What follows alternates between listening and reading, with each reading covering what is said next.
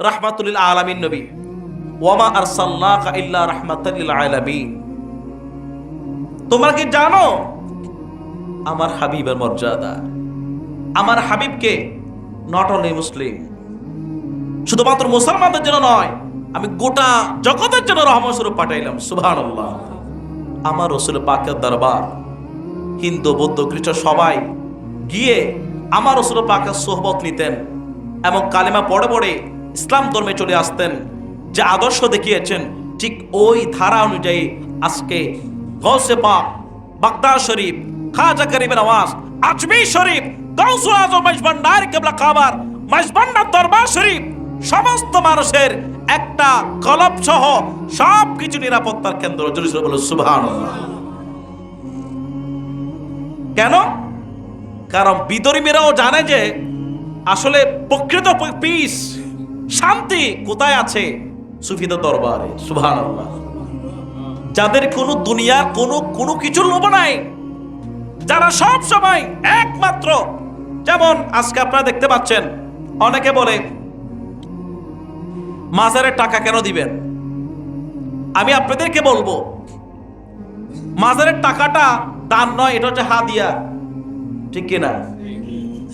দান এক জিনিস, হাদিয়া এক জিনিস। আর মাজারওয়ালা কখনো কাউকে বলছেন আমাকে দেন, এটা বলে না।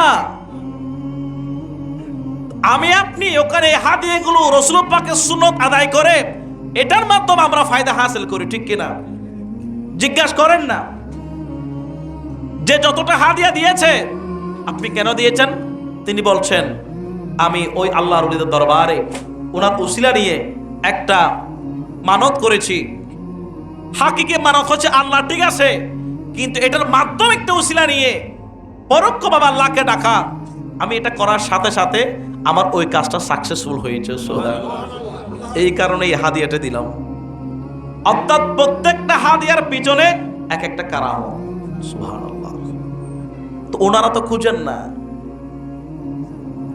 যেমন দরবারে গৌসুল আজম, গাউসিয়া হক মঞ্জিলের সাজাদানশীন আওলাদে রসুল, আওলাদে গৌসুল আজম, মুজাদ্দিদে জামান রাহবারে আদম আলহাজ শাহ সৈয়দ মোহাম্মদ হাসান বাবা প্রকাশ মাওলানা হুজুর কিবলা মাদ্দাজিরুল আলী, উনি আজকে যেই রুহানিয়তের কলবের সংস্কার তো করছেন, এর পাশাপাশি কোটি কোটি টাকা মানবতার খেদমতে ব্যয়িত হচ্ছে। উনি তো বলে দিয়েছেন আমার এই দরবারে হাদিয়ার টাকার কোনো প্রয়োজনে নাই, আপনারা এমনি আসবেন। সুবহানাল্লাহ। একজন মুহতামিম দেখান, একজন মুফাসসির কোরআন দেখান, একজন মুফতি দেখান, একজন আলেম দেখান যারা নিঃস্বার্থভাবে কোটি কোটি টাকা কোনো ধরনের দুনিয়াবি কিছু বাদ দিয়ে একমাত্র আল্লাহর জন্য দিয়েছেন, ঠিক কিনা? এটা এই সমস্ত আল্লাহর আওলাদ রাসূল যারা আছে তারাই পেরেছে, তারাই আজকে দীর্ঘ 20 বছর ধরে যে টাকাগুলো দিয়েছেন কোনো ক্ষমতার জন্য নয়, ঠিক কিনা? কোনো দুনিয়াবি খ্যাতির জন্য নয়। ওনাকে প্রশ্ন করা হয়েছে যে আপনি এই যে খেদমত করেন এটি কেন? উনি বলছেন এটা আমার রাহমাতুল লিল আলামিন নবীর শিক্ষা। সুবহানাল্লাহ বলেন। এটা আলে বাইতের শিক্ষা, এটা সাহাবায়ে কেরামের শিক্ষা, সুফি কেরামের শিক্ষা। এটা আমরা করে যাব।